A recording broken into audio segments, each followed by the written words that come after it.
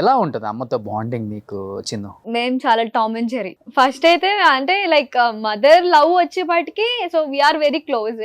కానీ ఏదైనా ఇంట్లో ఎక్కువ ప్రేమ కంటే మా ఇద్దరి మధ్య గొడవలు ఎక్కువ, టామ్ అండ్ జెర్రీ లాగా. సో మమ్మీ ఇలా కనిపిస్తుంది కానీ చాలా చిన్న పిల్ల, నేను తనకి అమ్మ. ఇప్పుడు ఎవరైనా పిల్లలు అలుగుతారు కదా, అమ్మ మదర్స్ మీద అలుగుతారు, కానీ తను అలా కాదు, నా మీద అలుగుతుంది. అలగకుండా మాట్లాడుకోకుండా వెళ్ళిపోతుంది.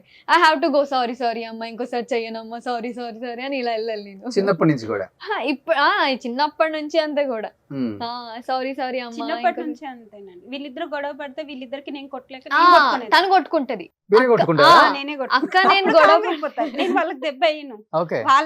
వాళ్ళ బదులు మీరు ఇనారా గొడవ పడతాను, నేనే కొట్టుకుంటాను. దేంతో కొట్టుకుంటారంటే అంటే ఏమైనా వస్తువులన్నీ ఇలా ఇసిరేస్తుంది, అక్కడికి మేము ఆగిపోతాం. ఇక అయిపోయింది, దెబ్బ తగ్గింది మమ్మీకి, ఇంకా అమ్మకు ప్రేమతో స్పెషల్ అమ్మ వచ్చింది. ఓకే. సో ఇద్దరులో ఎక్కువ అమ్మతో బాండింగ్ ఎవరికి, నాన్నతో ఎవరికి బాండింగ్? ఎందుకంటే కూతుర్లకి ఎక్కువ నాన్నతో ఉంటుంది కదా. అవును, కానీ నాకు మమ్మీతో ఉంది, అక్కకి నాన్నతో ఉంది అన్నమాట. తర్వాత తను పెళ్ళైపోయాక ఇంకా ఇదే వాళ్ళ డాడీ ఇది బాగా ఇంకా ఇంట్లో నన్ని సతారిచ్చే వాళ్ళు ఇద్దరు కలిపి, చిన్నపిల్లల్లాగా ఇంట్లో చాలా వీడియోస్ ఉన్నాయి వాళ్ళ డాడీతో చేసిండేటివన్నీ. మొత్తం నేను అలా తీసేదాన్ని తెలియకుండా వాళ్ళకి. అవన్నీ వీడియోస్ చాలా ఉన్నాయి. డాడీతో బాగా, నేను డాడీ అంటే డాడీ బెస్ట్ ఫ్రెండ్ లా ట్రీట్ చేశాను డాడీని. అసలు ఎలా అంటే గొడవ పడే వాళ్ళం, ఏది పడితే అవి ఇసిరేసుకుని చిన్న పిల్లలు ఎలా చేస్తారు అలా డాడీ నేను గొడవ పడుతుండే ఇంట్లో.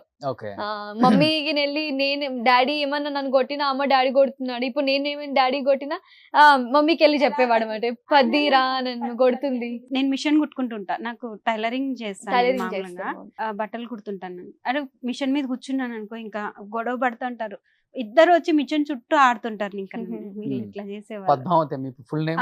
Full name Padmavati. సో జోకులు చేస్తుంటారు, మీ పేరుతో అంకుల్ ఏమన్నా? చేస్తుంటాడు, చేసేవాడు బాగా. సో అంటే చాలా మిడిల్ క్లాస్ నుంచే వచ్చారు? మిడిల్ క్లాస్ అండి, అసలు ఏమి ఉండేది కాదు. కాకపోతే ఒకప్పుడు బాగుండేవాళ్ళు. ఆయన రియల్ ఎస్టేట్ చేసేవాడు ఊర్లో. అప్పుడు నోట్లు మార్పి వచ్చింది కదండి. అవును. ఇప్పుడు చాలా లాస్ వచ్చేసింది. లాస్ రాగానే ఇంకా ఆయన కాంట్రాక్ట్ బెల్డర్ పని నేర్చుకున్నాడు. ఆ పని నేర్చుకున్నాక ఆయన ఆ పని చేసేవాడు, నేను టైలరింగ్ చేసుకునేదాన్ని. ఇద్దరు చేసుకుని ఇక్కడ ఇంతవరకు వీళ్ళని చదివించుకొని, ఇంకా మామూలే మిడిల్ క్లాస్ ఫ్యామిలీ అప్పట్లో. మళ్ళీ ఓకే, కానీ పెద్ద ఫ్యామిలీ మీది?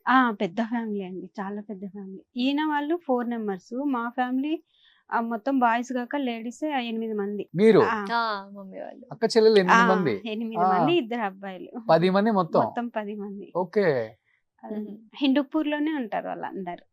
మన బాలకృష్ణ గారి కాన్స్టిట్యున్సీ. అదే ఓటు అక్కడే ఉందా మీకు? అక్కడే అక్కడే ఉన్నా. ఎవరికేసారని అడగలే? లేదండి, ఖచ్చితంగా హిందూపూర్ అంటేనే మన బాలయ్య సార్. బాలయ్యకే, అది తెలుగుదేశం తప్ప ఇంకా వేరే రాదు. రామారావు సార్ ని అక్కడ ఇంట్లో దేవుళ్ళలాగా ఫోటో పెట్టి పూజ చేసుకుంటారు ఎన్టీఆర్ గారిని. అప్పట్లో బాగా ఇష్టమైన హీరో బాలయ్య బాబు. సినిమాలు చూస్తుంటారా? చూస్తుంటా. ఏదో అన్నారు ఇంతకు ముందు, జై బాలయ్య.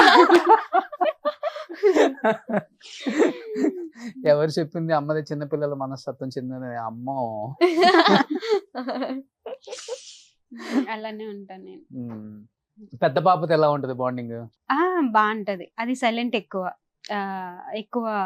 అంటే నాకు సపోర్ట్ గానే ఉంటది, కానీ సైలెంట్ ఎక్కువ మాట్లాడదు, ఎవరితో మాట్లాడదు. ఇంటికి ఎవరైనా వచ్చినా పక్కకి వెళ్ళిపోతుంది అనమాట. ఇంట్లోకి ఎవరైనా వచ్చినా పక్కకి వెళ్ళిపోతుంది అనమాట. సుమన్ టీవీలో మీ పర్సనల్ అండ్ బిజినెస్ ప్రమోషన్స్ కోసం కింది నెంబర్ కి కాంటాక్ట్ చేయండి.